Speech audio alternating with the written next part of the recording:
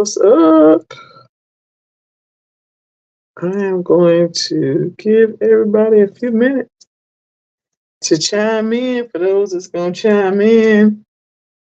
Because I already said I'm not going to stay on there long tonight.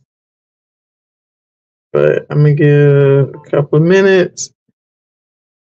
I am live in my Facebook group, on YouTube, and my Facebook business page. And so I'm trying to log on to make sure that some reason, like I always have to check the settings. Hey, how you doing? What's up, Miss Lady? I always have to. I don't know why. I have to make sure my settings be all jacked up. Sometimes it be private, so let me make sure. How you been doing? Hopefully everything going good.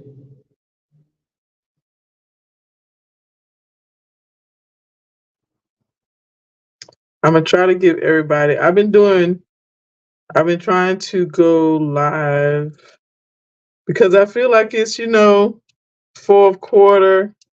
It's October. You know, the end of the year is upon us. Oh, there you go. Okay. Hey, Crystal. End of the year is upon us. And so I said I was going to do a better job with going live, just to remind everybody that you got to set them goals. Hopefully everybody has goals. I went live yesterday, I think yesterday in the Facebook group, but I've been making a vow to go live, so trying to do my part, but I'm not gonna wait that long. So tonight I really wanted to talk about, first of all, if you're in my Facebook group, welcome to all the new members. If you're not, then make sure you join. If you're on YouTube, make sure you subscribe to my channel. But tonight I really wanted to dive into the starting, of your transportation business and sustaining it. Because it's a difference, like when you start it and you get going, but then to keep things going. And what reminded me of it was that today I did a consultation with one of the people I did a consultation with, and he was, fresh. He had been a nurse for I think like 20 plus years. And so just going through the motions, and he was like, well, man, I'm just getting started. And what was funny is because he saw this vehicle. It was a two wheelchair vehicle for like $25,000. And I was like, man, I don't like to tell people what to do with their business. You know what I mean? But I was like, it's a really good deal.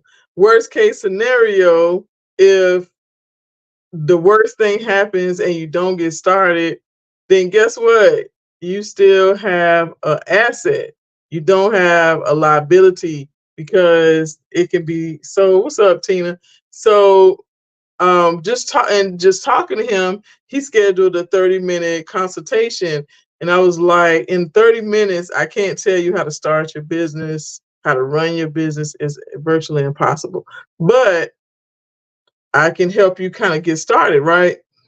Um, but it made me think, like, some of us join the Facebook group or different Facebook groups, and we ask this plethora, like a bunch of questions, in hopes to get everything together, um, you know, to start, grow, scale your business.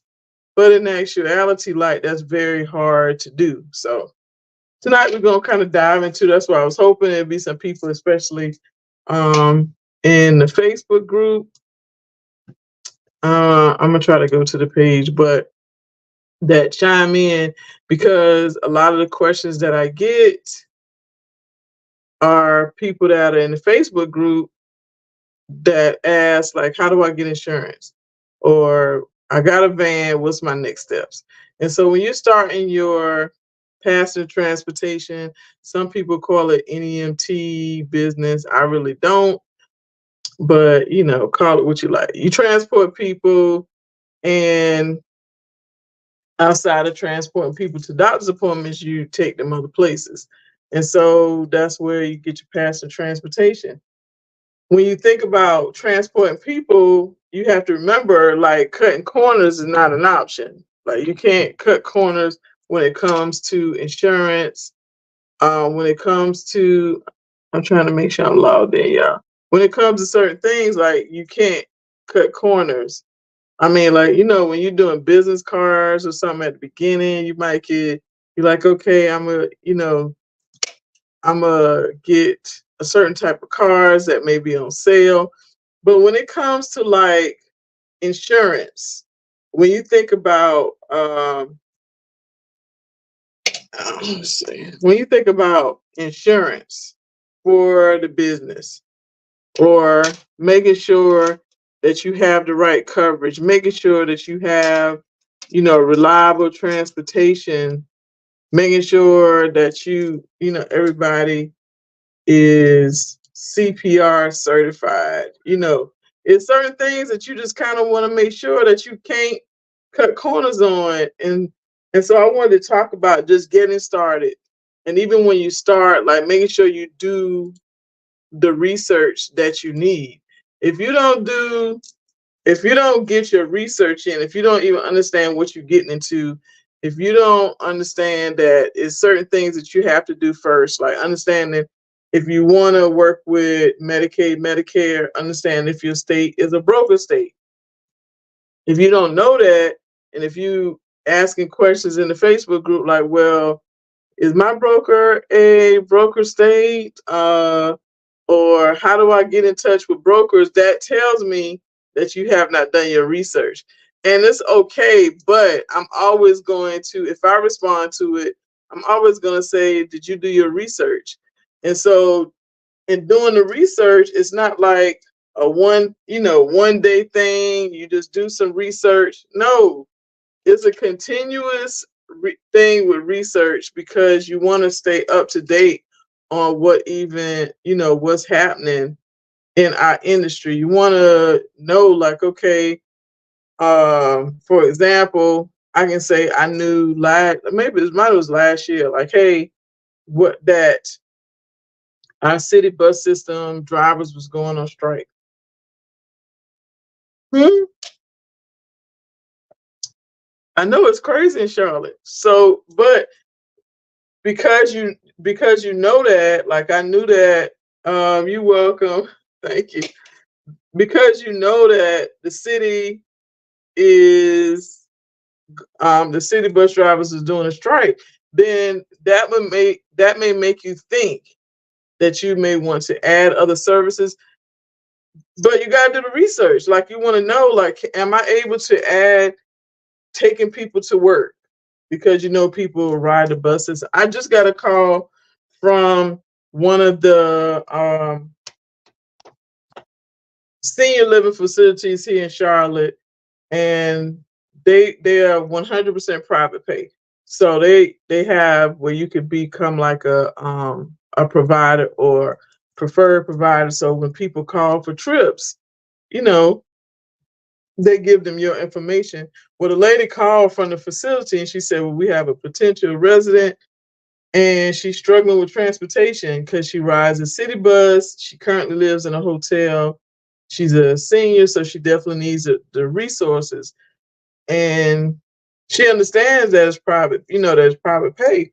So I'll call her tomorrow just to find out what type of transportation she needs. But because she rides the bus, like, it's unreliable. And so she's looking for, reliable transportation to get around, to get the appointments.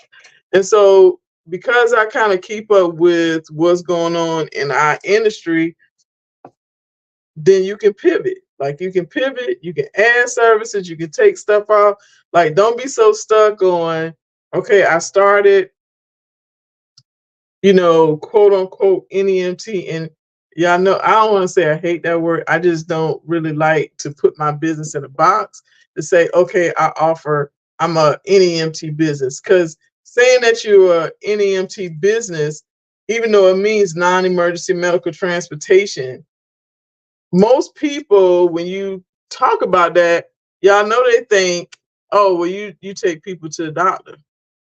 And so I just, passenger transportation, or even when you think about just transportation, period, then that's what it is. And you offer those NEMT services, whether you want to add student transportation, whether you want to add taking people to work, whether you want to add like a concierge kind of service, you could do those different things, but you have to be willing to do the research. So even when you're starting, like I just see it in the group a whole lot, especially on the Facebook group, or I get questions on the YouTube. Well, I want to start. What do I do first? And so it's impossible, legit impossible for somebody to go in different Facebook groups and get what they need to start a business. So I always tell people, like, you can join my group, or you can do a consultation, or you can, sign up for my boot camp or workshops, because it's very hard for me just to tell you in a couple of sentences, do this, do that to start your business. So when you are entering into any business, but I'm gonna speak specifically about transportation and passenger transportation, you really have to do your research, and that also means understanding what the costs are, what the expenses are going to be. Because if you let's say you start and you have a vehicle, or you purchase a vehicle, and you just really realize that insurance is going to cost you way more than you anticipated, not what you researched, but what you thought. And so when you look at it, you're like, man, insurance is super high. I don't know if I'm gonna be able to do this. And so that's what that I feel like that's what happens with people going into working with brokers and kind of getting stuck with working with brokers. So I'm not saying you shouldn't work with brokers, but I just think when you really, if you're starting, it's okay to work with brokers, because that's what I did. But it's at some point, like, you're like, okay, I may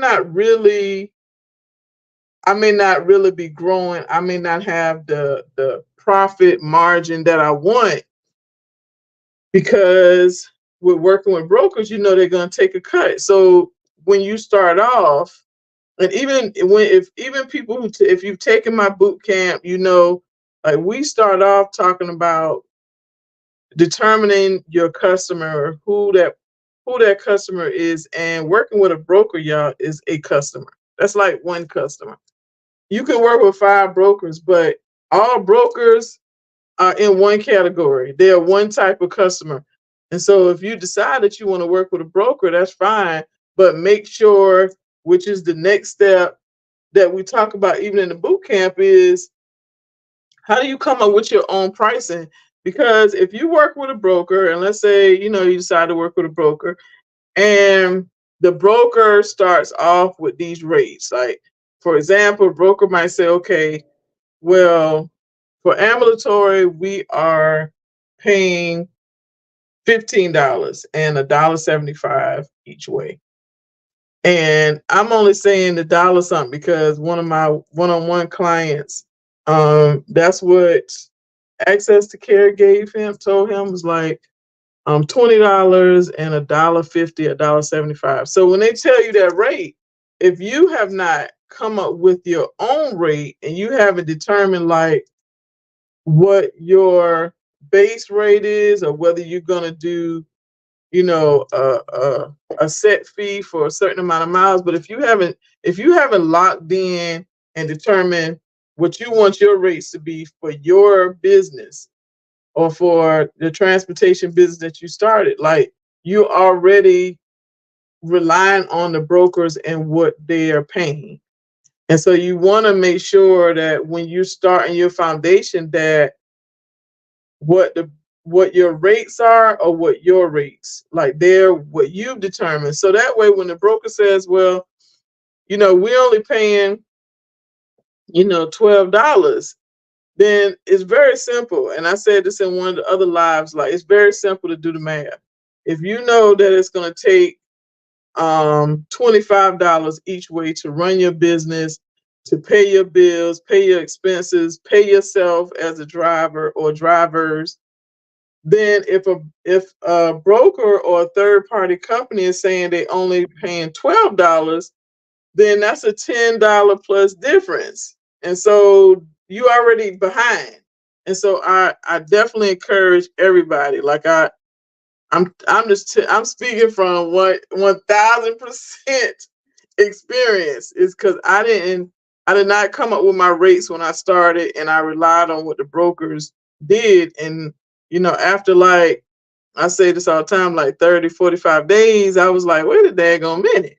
This ain't working. This math, like I'm scratching my head, like, okay, I got my insurance, gas.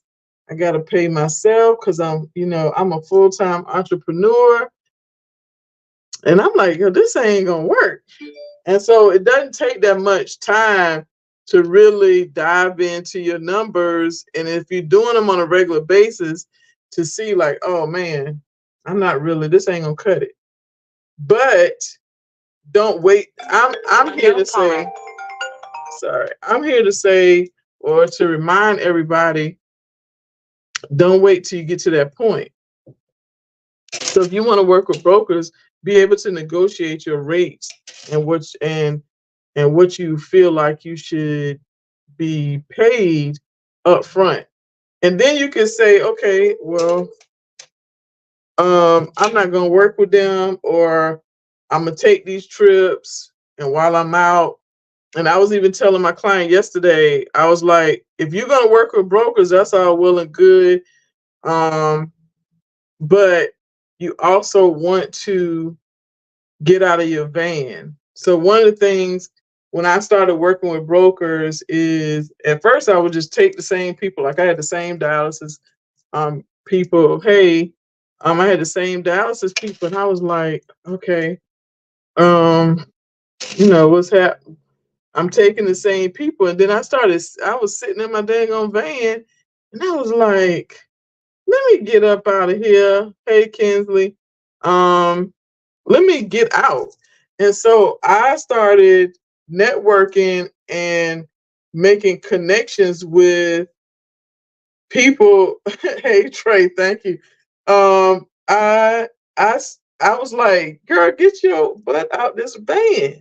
And it did not, it like clicked, almost like a light bulb went off in my head, because I have been taking these people for months, taking the same people to dialysis. And I was like, tripping, girl, get your butt out of this car. And so just because you transport somebody with a broker does not mean that you cannot get out your vehicle. And I used to do videos all the time, like, man, get out your car.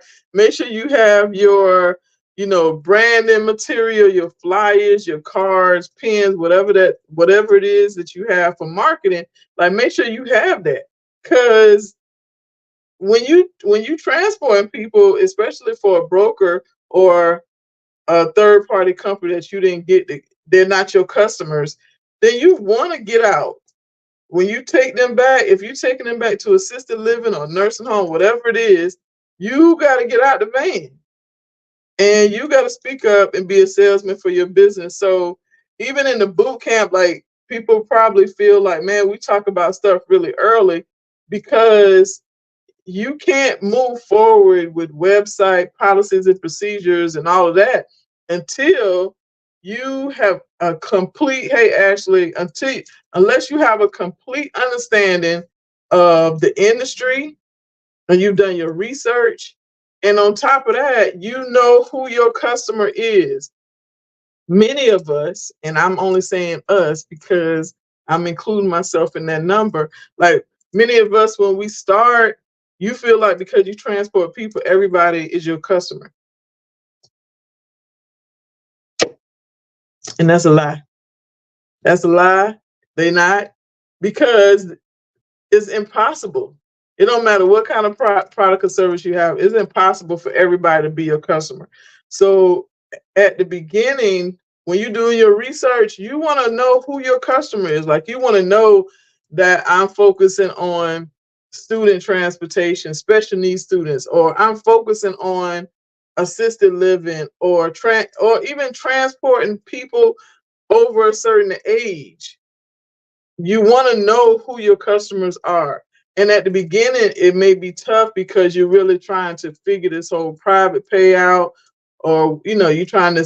But then, if you're still trying to figure it out, you want to do. I would definitely say, think about.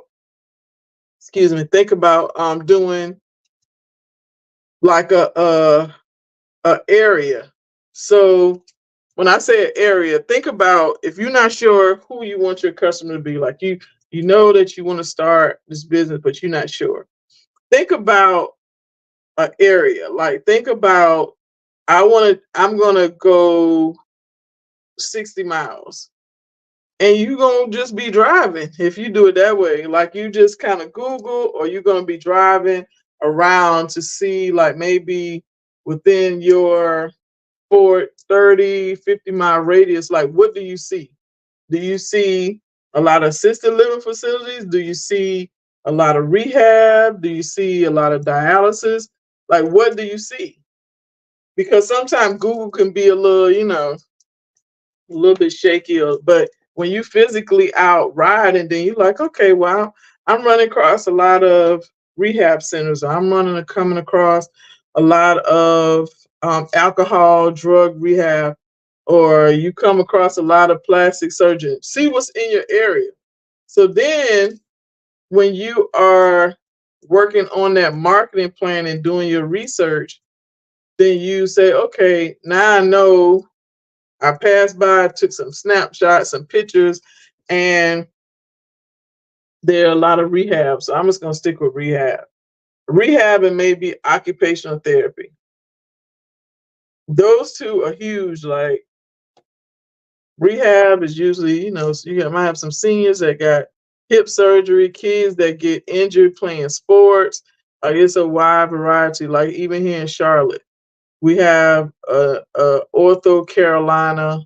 It's so many. It's just so many. So when you're starting off, you might be a little bit confused on who my customer is. And I tell people all the time, like, you're going to have to be 100% honest with yourself. If you don't know what the hell you're doing, you don't know what you're doing, but you need to take some time and figure it out versus just kind of, and that's where the goals come in. So y'all might think I be, tripping or crazy when I be like, write down goals, have goals, because if not, you kind of just, you're just here, and you're not setting where you're not looking at where you are and where you want to go. So if you're in the same spot next year, then you really want to reevaluate things. I'm not saying like not be a business owner, but you want to reevaluate. It's a very good idea to write down goals so you know what you're achieving and what you're doing. But then how do you even know that what you're doing is working? I just want to know. Y'all tell me, how do you know? How do you even know what you're doing in your business is working? Like you can stay on the wheel, or the consistency of working with brokers, and not even venture out to to even look and see what private clients would look like. But if you're not writing stuff down, you're just kind of getting up in the morning, you got your routes, you're doing the same thing week in and week out. And that could very well be your goal. But if you're not writing down your goals, even something is how much, you want to increase your profit. You want to increase your profit margin by X amount of percent or X amount of dollars. Like, how do you know if you're making money if you're not consistently looking at your numbers? If you're not consistently looking at like what it is that you're doing to see if it's even working. So think, for example, if you don't have processes or policies in place, right? And we all might think, okay, well, I'm a solopreneur. It's just me as a driver. Like, I don't really need policies, and you do, but I get it. So let's say you starting off work, you working with brokers. And so many of us may think we don't need protocols because we're working with brokers. So that's not true. And I'm only again, y'all know I be speaking from my own experience 99.9% of the time. So and I think it was I don't know how long ago it was, but I was getting so ticked off with working with brokers, and I would go pick these people up, and I would go, blow my horn. We would sit out there and nobody would show up. And I'm like, yo, I done wasted like 2 hours out my day because I had to get up, you know, if I had to get gas, I gotta drive over to your house, sit there and wait for what? And then you don't come out. And so at some point, I did a video and I was like, brokers will make you broke. And people were just like, well, what else is it? And I was like, this can't be it. Like, this can't be it.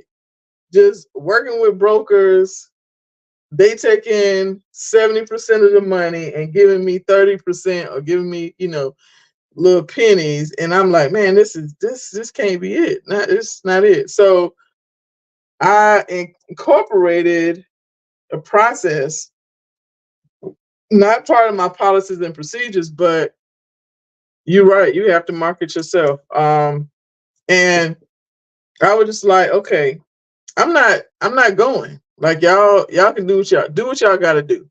But I was being I guess hard headed, whatever you want to call it. But if they didn't answer the phone, so what our process was, when we accept the trip, we would call the person and say, okay, we just accepted this trip for this date, this time, for this person at this address. And they'd be like, yeah. Sometimes it would be where the person wouldn't pick up, it would take forever. And so they would say, yeah. The day before the trip, we're gonna call Mr. Smith. Blee, blee, blee, blee. Mr. Smith, this is S&S Carrying Transportation. We're just calling to confirm your trip for tomorrow. Pickup time at 9:30. All right, hang up the phone. The day of, we call Mr. Smith, and Mr. Smith don't come outside. That was getting very old. So go back. Our process was then that we just kind of go. The broker said, well, you still got to go. You need to sit there for 15 minutes. And I'm like, what? I'm not getting paid to sit here. Like, what? No. So the process, I told my contact person at the time, was with one call, and I was like, this is our new process. He was like, well, Stephanie, you still got to go. I'm saying, this is our new process. I'm just telling you, like, you tell me what I need to do. And so at some point you get kind of real selfish about your business, because you understand that working with the brokers, and some brokers, I won't say all, sometimes working with the brokers, they make you forget that you the CEO. Like, I'm like, wait a minute, who own this business? You own this business? No, I'm a CEO. And so after a while, I think that's what made I started getting mad, because we were having so many no-shows. People, and then we would have where we would take them to their appointment, and then it's time to pick them up. They're not ready, or they done got another ride home, and we don't even know. And it just got crazy. And so I just told the person, I was just like, well, what we're gonna do is we're gonna call the day before, and we're gonna call that morning or that day. If they don't answer the phone, we not going. And he was like, Stephanie, you can't not go. And I was like, surely I can. If I don't go, then I already know the consequences of my actions. And so that's what really pushed me to transition from brokers to private pay and finding my own customers that would pay my rates with no problem. And that's what I say, that's why I'm telling y'all that just because we provide transportation does not mean everybody is our customer. Because when you dive into private pay, everybody can't afford your rates. And so you could say that you still want to work with a broker because you give it, you're giving back to the community, or you are still transporting people while you're transporting your clients. So you're already in the area, so you could do some of the broker trips. But it's going to be people that's going to tell you that your rates are too high. And you have to understand that those aren't your customers. When somebody tells me that, well, that's a little steep, like I can't afford that. Okay. I understand, sir or ma'am. I definitely understand if you change and you can't find somebody, or you can always give us a call back. What I used to do is I used to say, well, let me see what we can do. Mm-mm. Because then you end up transporting people for free. Like gas in Charlotte is still high. It's over $3. That's still high to me. So you have to, again, go back to those numbers and look at your numbers and understand when you look at the numbers, you got to be really honest. You can't look at the numbers and be like, well, I'm doing okay. Because I know it was times where I was working with a broker and I was broke. Like I said, brokers was making me broke. And I was like, okay, I'm not in business to fund my business out of my personal money. That's not that's a hobby. If you are in business, you are in business to make a profit, period. Like, that's what the IRS say. If you're not making money, it's a hobby.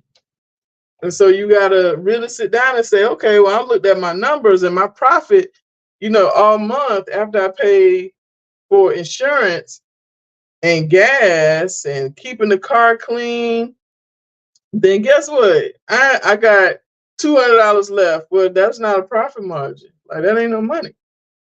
Because if you're driving, you got to pay yourself. If you got drivers, you got to pay them. So you have to, I don't say you have to, I keep trying to stop saying have to, but you really want to think about where you want to take your business. And if working with brokers is working, because I know some people that work with brokers, they transport in rural areas that's not near their depot or their home. And so they're able to negotiate their rates a little bit more. But if you're in, some areas where they're not willing to negotiate your rates, and then depending on what it's looking like, you sharing this area with multiple providers. And so your trip volume may fluctuate depending on where you live. And you got to look, depending on where your business is, you want to really look at all of that. So it's not so simple as saying, okay, such and such need to go from point A to point B. And I say that all the time. Like, I don't but the best way I can say that, I can hire anybody to transport people from A to B. Like, that ain't hard. Like, that ain't the hard part. I won't say that the hard part, but that doesn't take a rocket scientist to do that. What we have to focus on is the business. So I don't really spend a lot of time saying, okay, well, let me show you how to transport. Let me train you. No. If you've been driving long enough, you know how to drive people from point A to point B. I don't really work with people that don't understand customer service. But the business side of it is having marketing, understanding your profit loss, making sure you're doing your taxes, making sure that your vehicles are staying maintenance when they need to, and marketing, making sure that you are selling yourself, well, selling your business, I should say, because marketing don't stop. Like, that's a continuous thing. And you have to be willing to sell your business, talk about your business regardless of who's asking. Like it don't really matter. Whoever asking. Even if somebody tells me, if I say, well, I have a workshop and the workshop is gonna teach you X, Y, and Z. This is the price for the workshop. It's gonna be people that's gonna say, oh, that's expensive. Now all of my workshops, most of them is like $29.99, something like that. But it's gonna be some people that's gonna say, oh, I don't want to pay that. I'm not heartbroken by that. I'm not gonna be upset about that because I have to understand that those entrepreneurs are not my customer, even in a consulting realm. Like, and so in transportation or any type of service, it's really the same thing. If somebody says that they can't afford your rates or what you're charging is too much for them, that doesn't mean that your rates are too high. That just means that that is not your customer. And I had to be okay with that because at first, you like, man, I'm just starting off and I really, I just need to get my feet wet. This is not, when you think like that, it's not, this industry is not like, I don't know, like government contracting, I would say. Like with government contracting or working with the schools, like you might do some things because you're like, yo, I'm just trying to get my feet wet. Or when you work in a job, you understand you at the bottom, you just coming in. So you're like, okay, I know I'm gonna have to have the jacked up schedule and stuff like that. But within your business, when it comes to your rates, that is not always the case. And so when somebody says they can't afford your pricing, do not confuse that with I need to reduce my rates or change my pricing. Like don't confuse those two. Because we do that sometimes. And we're like, okay, well, I'm gonna see what I can do. Or the person might have already paid for a trip and they want you to make all these stops. They want you to stop to the CVS and the Walgreens and the Walmart. Then can you stop to the gas station?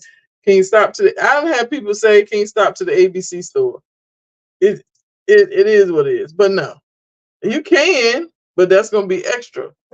And so, would you take somebody that already paid you and they need to go another 20 miles, to this specific CVS or Walgreens, or whatever, and they didn't let you know ahead of time?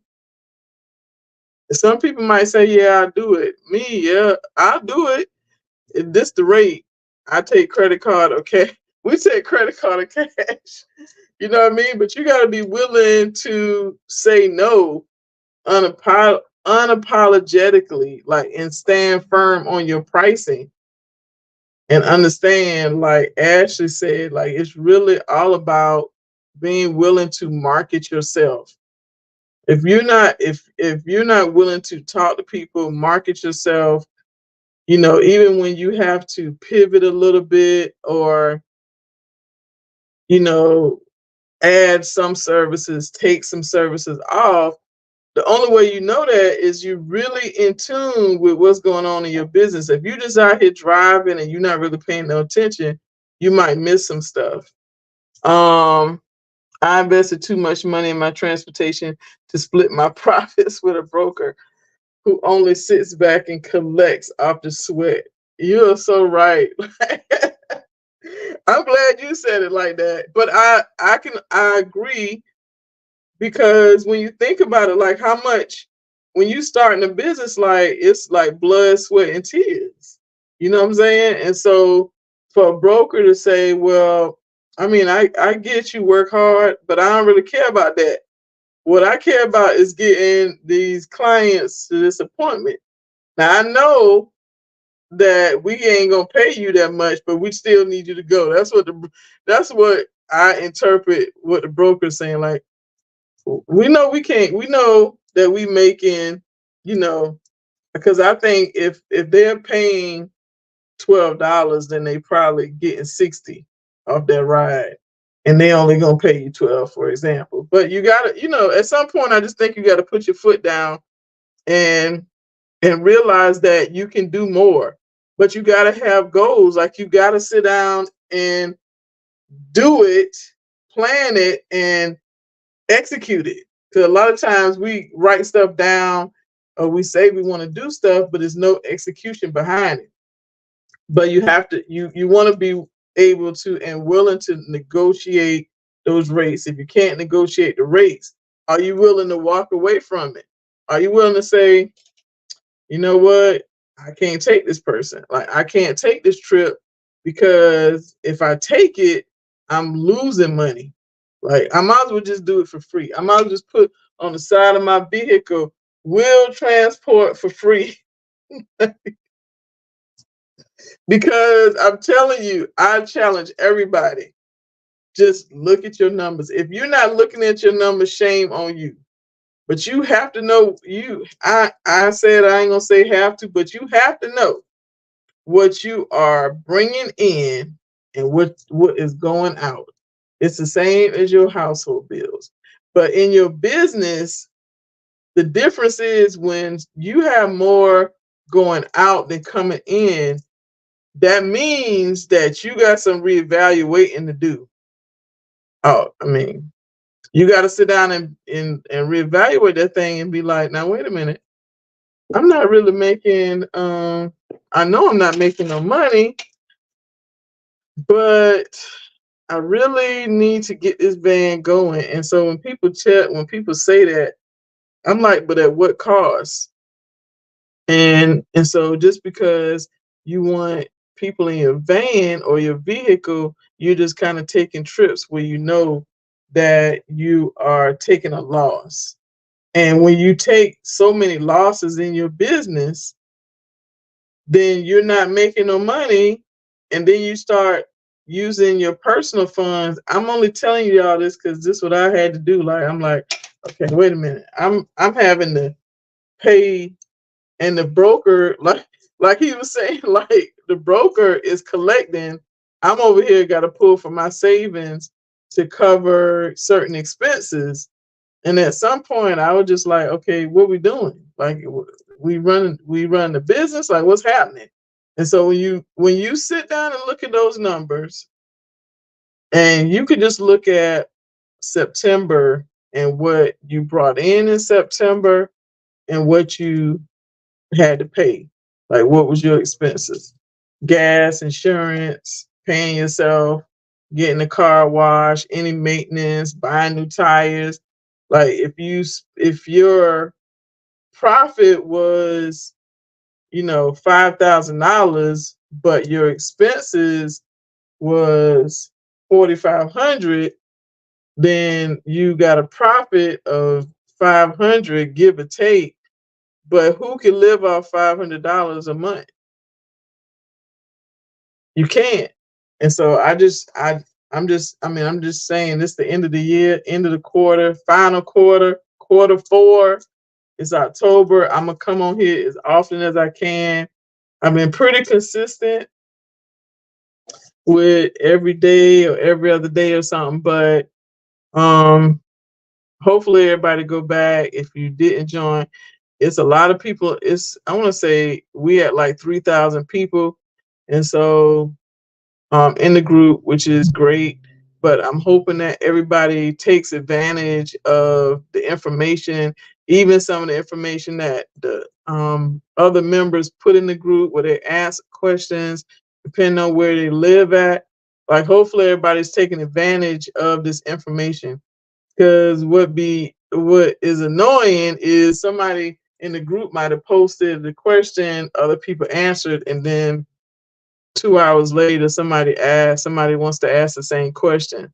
And so you really, if you're serious about owning your business, growing your business, you have to look at the numbers. And you want to even think about, like, incorporating administrative days. Even when I drove on a regular basis, like, administrative days was important, because with administrative days, I was able to catch up on paperwork, what I'm saying, pay bills, look at my numbers, make sure, even if when I was working with brokers, like making sure that they got all the information that they needed. But I pulled my profit loss sheet. I was at the time I didn't have QuickBooks, and I was doing a spreadsheet. And so if you keep a running spreadsheet of your expenses, if you're making money or not.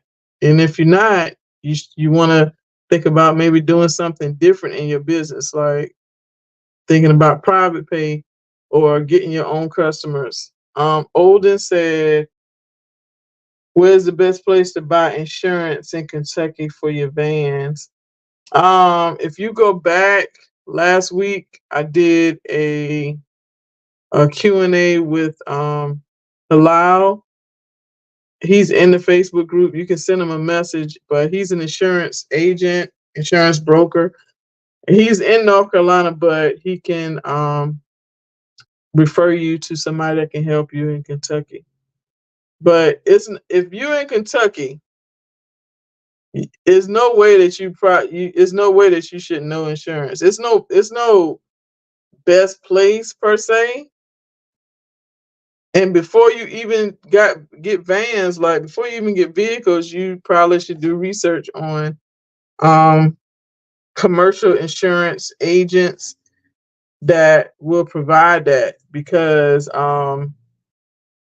what tends to happen is in some areas, some states, it's not that many agents, and that's what Halal was talking about in the live. It's some states where it's not a lot of insurance agents that write premiums. And so you might reach out to somebody and it might take a while to get your quote back. But that should be part of your foundation. And when you starting, can I even afford this? Like, insurance is high. If insurance is a couple thousand a month, but you working with brokers and you only making 1,000 a month, then you might want to reevaluate like who your customer is. Are you incorporating private pay? And if you're spending out more than you're making, then you might want to say, like, I can't really afford that right now, or I can't really afford to be in business right now because insurance is kicking my butt. And that's why I said earlier, like having that honest conversation with yourself, and not just to be like, okay, well, I'm in business, but I'm not making no money, so I'm just gonna keep going. You're gonna keep losing money. You're gonna try to figure out, by then, you done depleted your savings. So if it's not working, think about other things to incorporate in your business to make it work. And then if you just can't, then you just can't. But don't be out here just driving for the brokers without some type of plan. Like, especially if they're not really making money. Now, I know some people that work with brokers and they do really good with negotiating, but like I said, they usually drive, they might drive in rural areas, and it might be like a 40-minute ride.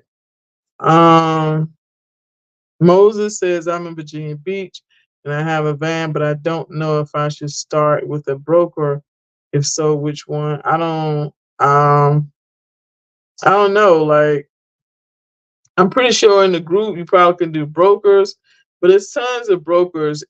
Virginia, you just want to find out which ones for Medicaid, but I would definitely say you need to, continue doing some research, because your Virginia should be able to. I know Virginia you have to have a surety bond in Virginia, because somebody that was in the boot camp one year was in Virginia. And I want to say their broker is Motive Care, but don't quote me. But like if you just Google, Moses, if you just Google how to be a transportation provider for Medicaid or Medicare, then it should kind of help you see. You should be able to see like what the state is requiring or who they're using as a broker. But I think it's Motive Care. I'm like 80% sure.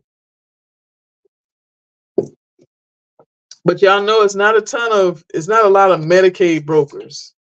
When you think about brokers, when I say brokers, I'm talking about Medicaid. I'm not talking about like the brokers per se that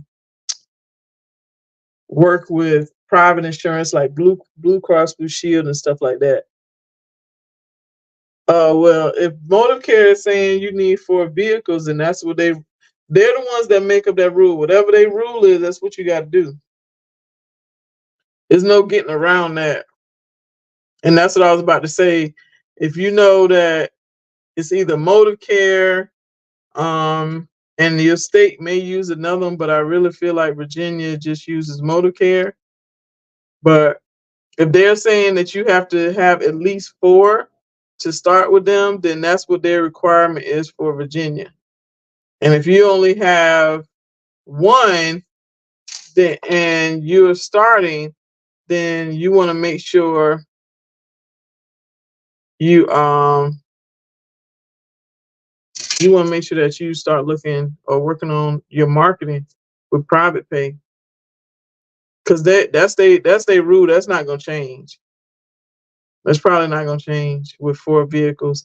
I know it's a couple other people that were saying that Motive Cares is saying they need 3 to 4 vehicles to even get started. It's some people I've talked to that say Motive Care is not even taking new providers.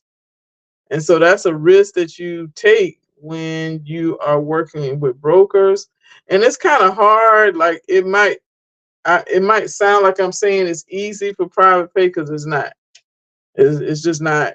I'm not saying it's easy, but what I am saying is that you have to be willing to put in the work. Um, so Moses said, "What is private pay? Private pay is private people that pay you." So you probably missed it earlier when I was talking about, and the replay will stay in the group. But you have different type of customers that you get with passenger transportation.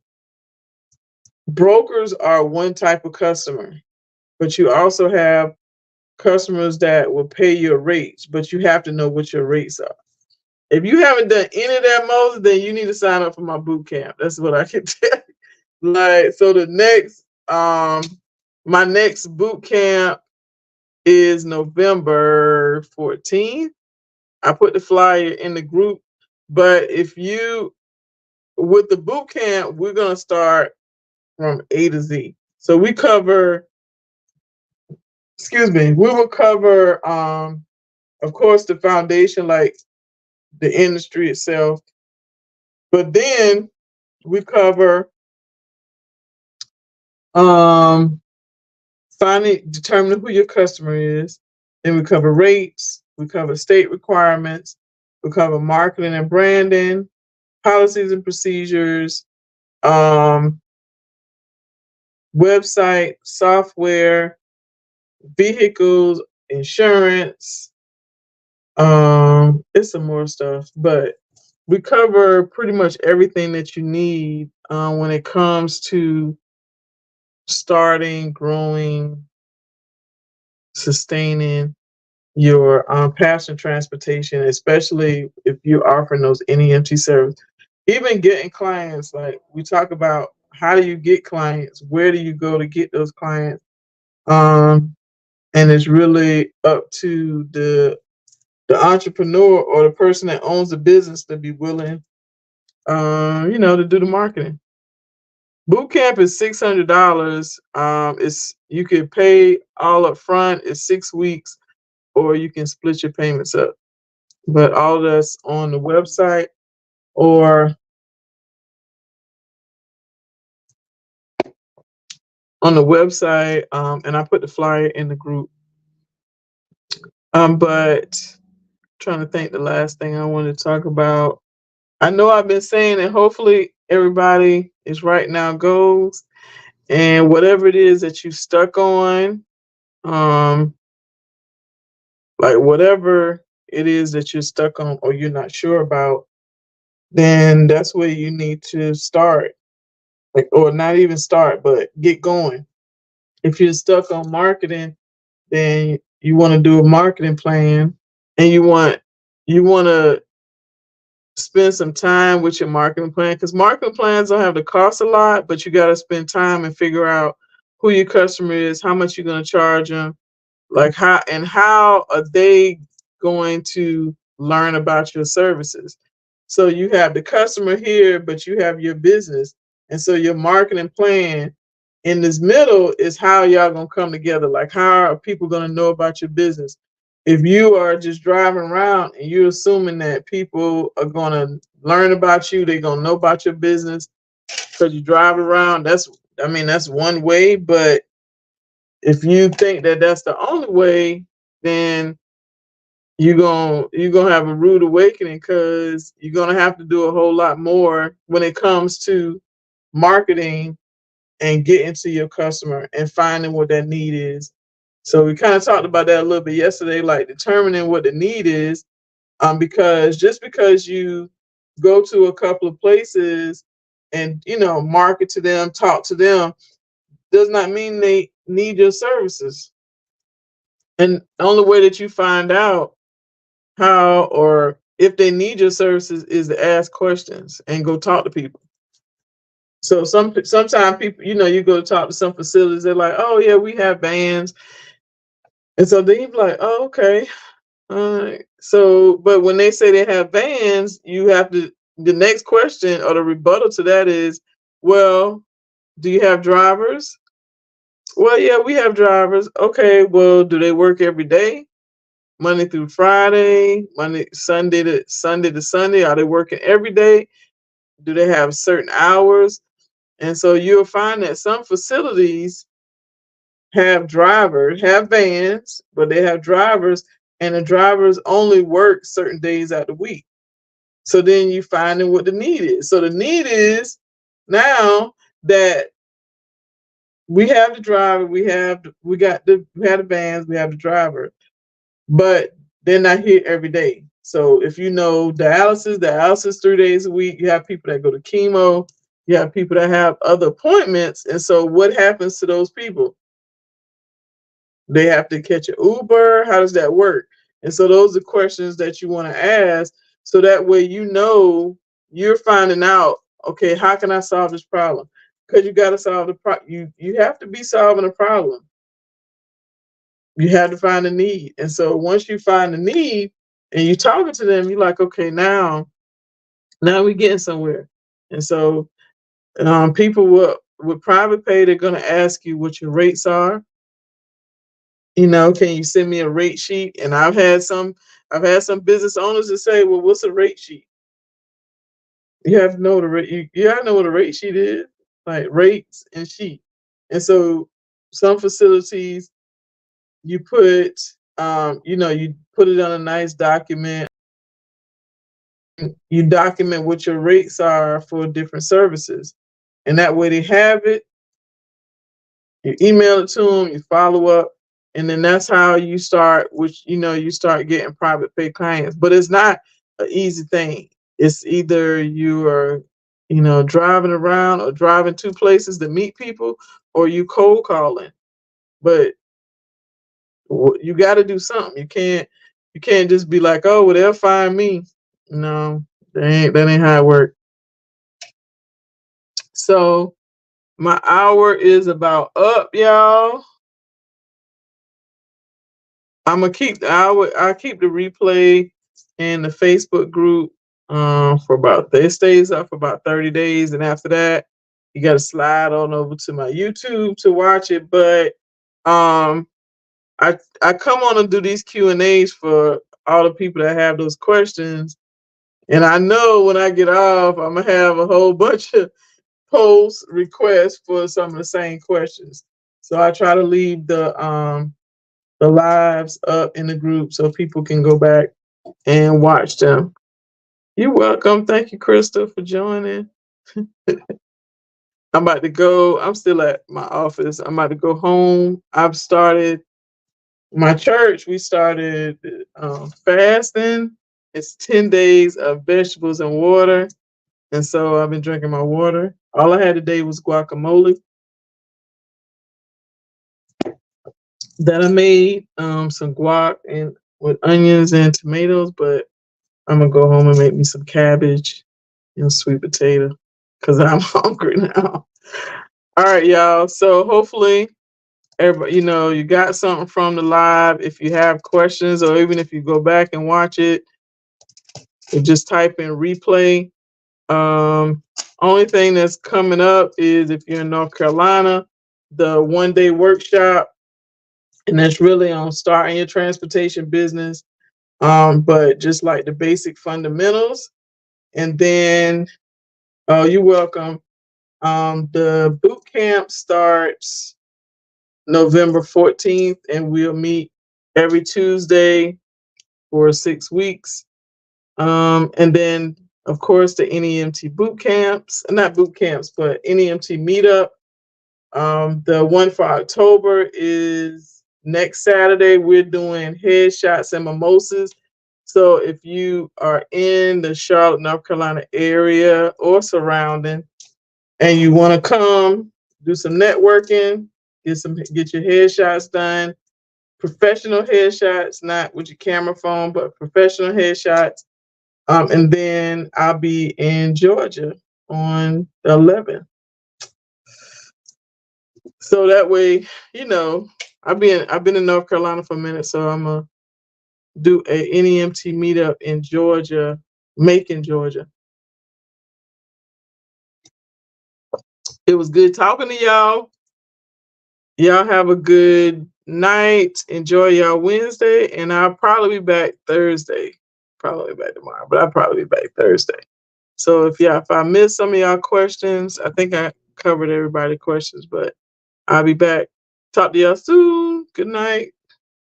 Good night, Olden. All right, let me press the button. All right, there you go.